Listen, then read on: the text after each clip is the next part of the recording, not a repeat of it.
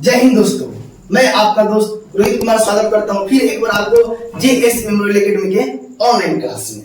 आइए आज एक बेहतर ही टॉपिक लेके हम चले हैं, कोशिका यानी कि सेल। कोशिका किसे कहते हैं, कोई आपसे पूछ दे कि कोशिका किसे कहते हैं तो आप उसको किस तरह से समझाएंगे, है ना। देखिए, कोशिका जीवन की सबसे छोटी कार्यात्मक एवं संरचनात्मक इकाई होती है।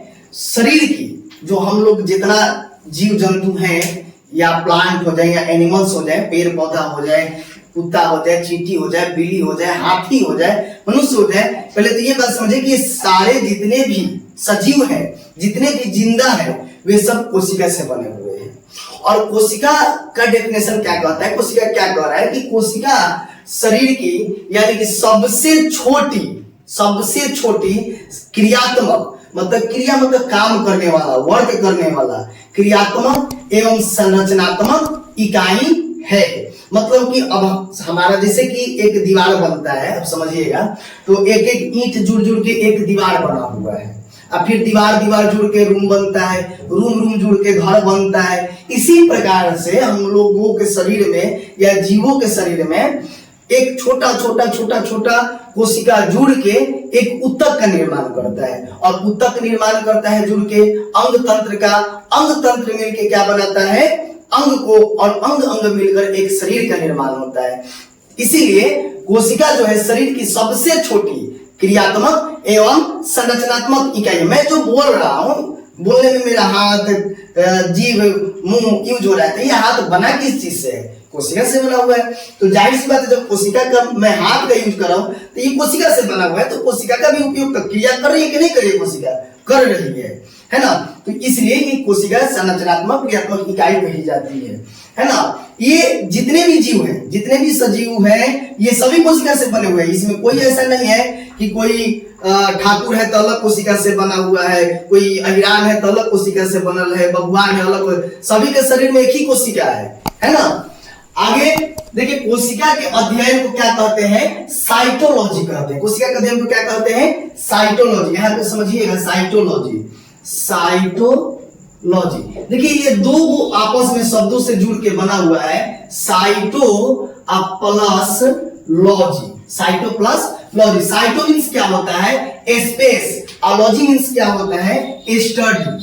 साइटो मीन्स क्या होता है, स्पेस, और लॉजी मीन्स क्या होता है, स्टडी। साइट नहीं यूज होता है कि आप साइट पे देख लीजिएगा, मतलब एक खाली जगह पर जब सबसे पहले कोशिका को देखा गया था तो बिल्कुल मधुमक्खी की छत्तों की तरह दिखाई देता है। मधुमक्खी की जो छत्ता होता है उसमें देखिएगा बीच बीच में खाली जगह दिखाई देता है, वैसा जगह दिखाई दिया था। तो देखने वाले जो थे उसका नाम रखे, अरे ये तो खाली स्थान है, और लेकिन अपने भाषा में उसका क्या नाम रखे, सेलुला। उसका नाम क्या रखा गया, सेलुला। और वही सेलुला जो है मॉडिफाई होकर आज की डेट में हम लोग सेल पढ़ते हैं। तो कोशिका का जो अध्ययन जिस ब्रांच में किया जाता है उसे क्या कहते हैं, साइटोलॉजी कहते हैं, है ना। और कोशिका जो जीवित कोशिका, मतलब सबसे पहले जो कोशिका देखा गया था कॉर्क ऑफ बोटल में, वो मृत कोशिका थी, वो जिंदा नहीं थी, वो कैसा था, डेड सेल था।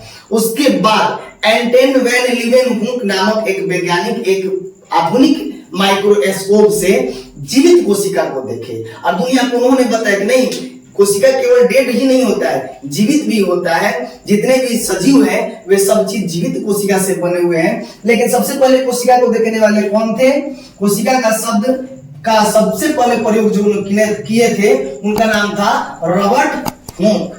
कोशिका शब्द का सबसे पहले प्रयोग करने वाले या सबसे पहले खोज करने वाले जो वैज्ञानिक थे वे कौन थे, रॉबर्ट हुक। इसलिए कोशिका का कहिए तो, या फिर पूरे साइटोलॉजी का, सेल बायोलॉजी का फादर यानी कि पिता किनको कहा जाता है, रॉबर्ट हुक को कहा जाता है। इन्होंने सबसे पहले 1665 ईस्वी में कोशिका के बारे में दुनिया को बताया था, और साइटोलॉजी के रचनाकार रॉबर्ट हुक को माना जाता है। अगर पूछा जाए कि साइटोलॉजी के पिता कौन है तो रॉबर्ट हुक।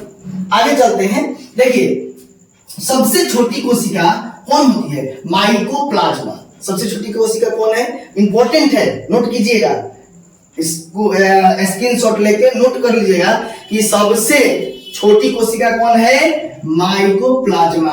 और उसी के साथ सबसे बड़ी कोशिका कौन है, शुतुरमुर्ग का अंडा। सबसे बड़ी कोशिका कौन है? शुतुरमुर्ग का अंडा। उसके बाद मानव शरीर में या सब जगह सबसे लंबी कोशिका कौन है?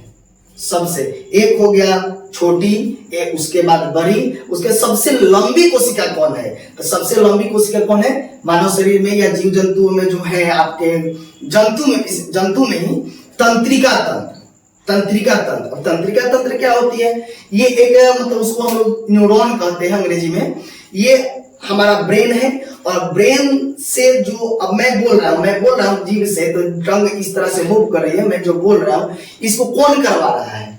सोच रहा है ब्रेन, बोल रहा है मुंह, लेकिन इसको बोलने के लिए कह कौन रहा है? एक मैसेंजर का काम करता है हमारे शरीर में, तंत्रिका तंत्र। वो पूरा एक ही सेल होता है लेकिन पूरे शरीर में फैला हुआ होता है, जो सबसे लंबी कोशिका होती है ना। कभी ये चीज सोचने वाली बात है कि ब्रेन यहाँ पे जो है होम मिनिस्टर यहाँ पे है, सब कुछ सोचने वाले यहाँ पे है। ये आदेश दिया हाथ को कि उसको पीट दो, तो हाथ पीटा, लेकिन हाथ तक ये बात पहुंचा कैसे?